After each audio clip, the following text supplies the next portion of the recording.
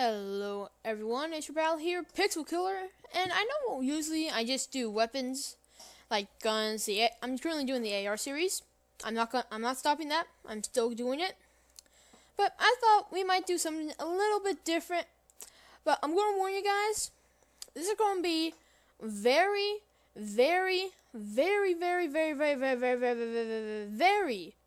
hard. I mean, very long. Because from here, there is going to be maybe even up to an hour. So, go ahead. You can stop the video here. Or you can just keep on doing watch later. I'm going to be doing parts of it. So you guys can pause once we finish a section. And then you can do that again. I'm going to get me a cup of water. And also, the videos that's going to be shown here today, let me just fix this up real quick. Oh no, I can't.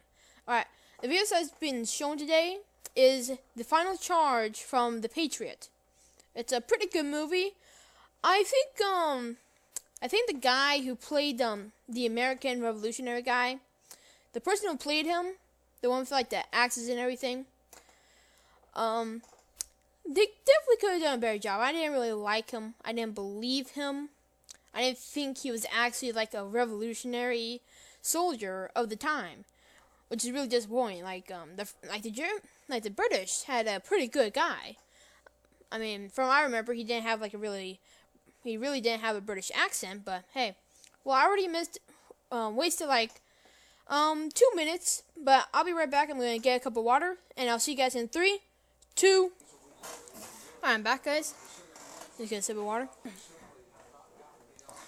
The American Revolutionary War went from 1775 to 1783, also referred to as the American War of Independence and the Revolutionary War in the United States, with an armed conflict between Great Britain and 13 of its North American colonies that, after unsettled war, declared independence as the United States of America. The American Revolution had led to increasing philosophical and political differences between Great Britain and its American colonies. The war represented the culmination of these differences, an armed conflict between patriots and the royal authority against which they increasingly resisted. The resistance became particularly widespread in the New England colonies, especially the province of Massachusetts Bay. Patriot protests escalated into boycotts, and on December the 16th, 1973, Massachusetts members of the Patriot Group, Sons of Liberty, destroyed a shipment of tea in Boston Harbor, an event that became known as the Boston Tea Party. I'll be right back. My dog has to go use the bathroom. 3, 2, I'm back. Alright. The British government retaliated by closing the port of Boston and enacting punitive measures against Massachusetts, including the dissolution of its charter and the prohibition of its traditional democratic town meetings, named the Coercive Acts by Parliament. They're known as the Intolerable Acts in America. The Massachusetts colonists responded with Suffolk Resolves, establishing a shadow government that removed control of the province from the crown outside of Boston. 12 colonies formed a continental Congress to coordinate their resistance and establish communities and conventions that effectively seized power. British attempts to seize the munitions of Massachusetts colonists in April 1775 led to the first open combat between Crown forces and Massachusetts militia. The Battle of Lexington and Concord, militia forces proceeded to besiege the British forces in Boston, forcing them to evacuate the city in March 1776. The Continental Congress appointed George Washington to take command of the militia. Later, he was appointed as Commander-in-Chief of the newly formed Continental Army, as well as coordinating state militia units. Concurrent to the Boston Campaign, an American attempt to invade Quebec and raise rebellion against the British Crown decisively failed. On July 2nd, 1776. Congress formally voted for independence, issuing its declaration on July the 4th.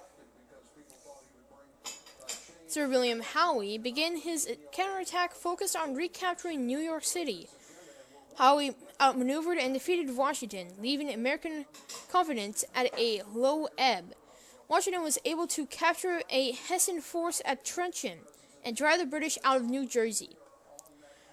Restoring American confidence, in 1776, the British sent a new army under John Burgoyne to move south from Canada and isolate the New England colonies. However, instead of assisting Burgoyne, Howe took his army on a separate campaign against the revolutionary capital of Philadelphia. Burgoyne outran his supplies and was surrounded and surrendered in October 1776. Very nice. The British defeat at Saratoga had drastic consequences. France and Spain had been covertly providing the colonies with weapons, ammunition, and other supplies since April of 1776. And now France formally entered the war in 1778, signing a military alliance that recognized the independence of the United States. Getting up on the north, the British decided to salvage its former colonies in the south. British forces under Charles Cornwallis seized Georgia and South Carolina, capturing an American army at Charleston, South Carolina. The strategy depended upon an uprising of large numbers of armed loyalists, but too few came forward. In 1779, Spain joined the war as an ally of France under the Pacte de Famille, intending to capture Gibraltar and British colonies in the Caribbean. Britain declared war on the Dutch Republic in 1780. In 1781, after suffering two decisive defeats at Kings Mountain and Copens, Cornwallis retreated to Virginia, intending on evacuation, a decisive French naval victory. In September, deprived the British of an escape route. A joint Franco-American army, led by Count Rochambeau and Washington, laid siege to the British forces at Yorktown. With no sign of relief and the situation untenable, Cornwallis surrendered in October, and some 8,000 soldiers were taken prisoner. Whigs in Britain had long opposed the pro-war Tory majority in Parliament. However, the defeat at Yorktown gave the Whigs the upper hand. In early 1782, they voted to end all offensive operations in North America, but the war against France and Spain continued, with the British decisively defeating both during the Great Siege of Gibraltar. In addition, they inflicted several naval defeats upon the French, the most decisive being the Battle of Saintes. In the Caribbean, the same year, on October the 3rd, 1783, the combatants signed the Treaty of Paris, ending the war. Britain agreed to recognize the sovereignty of the United States over the treaty bounded roughly but what is now Canada to the north, Florida to the south, and the Mississippi River to the west. While French involvement provided decisive for the cause of American independence, they made only minor territorial gains, are beset with massive financial debt. Spain acquired Britain's Florida colonies and the island of Minorca, but failed its primary aim of receiving Gibraltar. The Dutch lost on all accounts and were compelled to cede some territory to the British. So guys, that was the beginning of it. And that was 9 minutes alone. And let me tell you, the next one is still pretty small, so we'll work on the next one, which is the causes. I'll be right back with a sip of water. Disputed control over taxation. The close of the 7 Years' War in 1763 saw Great Britain triumph in dividing the Kingdom of France from North America, but heavily in debt, Britain's national debt at the end of the war had doubled to 130 million euros. and the annual cost of the British civil and military establishment in America in 1764 was 350,000 euros, 5 times the cost of 15 years earlier, in part due to the policy of salutary neglect, whereby smuggling in the colonies had for over a century been tactically accepted. The British government's expenditure in the colonies were 4 times higher than the total taken in revenues. London therefore decided upon a more vigorous approach at clamping down on the advantage of custom duties. It also passed a number of few taxes. Parliament passed the Stamp Act in March 1765, which imposed direct taxes on the colonies for the first time. This was met with strong condemnation among American spokesmen, who argued that their rights as Englishmen meant that there could be no taxation without representation. Fallout. Thus, direct taxes could not be imposed on them by Parliament because they lacked representation in Parliament. Civil resistance prevented the act from being enforced, and organized boycotts of British goods were instituted. Parliament repelled the Stamp Act as inexpedient, but also passed the Declaratory Act, which stated, "The said colonies and plantations in America have been, are, and of right ought to be subordinate unto and dependent upon the imperial crown and Parliament of Great Britain."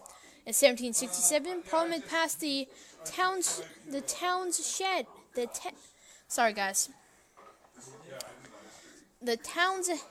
Act in order to demonstrate its supremacy.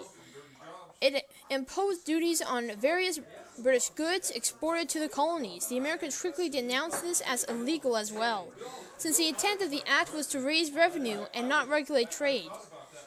In 1768, violence broke out in Boston over attempts to suppress smuggling, and 4,000 British troops were sent to occupy the city, permanently threatened to try Massachusetts residents for treason in England. Far from being imitated, the colonists formed new associations to boycott British goods. In March 1770, 5 colonists in Boston were killed by panicky soldiers in the Boston Massacre, sparking outrage. That same year, Parliament agreed to repeal all taxes except the one on tea. Landing on this tea was resisted in all colonies, and when the Royalist governor of Massachusetts refused to send back the tea ships in Boston, patriots destroyed the tea chests. Alright, I'm going to stop it here. It's 13 minutes. We're at Crisis next. So yeah, maybe this will be a parter. But I'll see you guys soon. This is Pixel Killer signing off, and I'll be back in the next episode.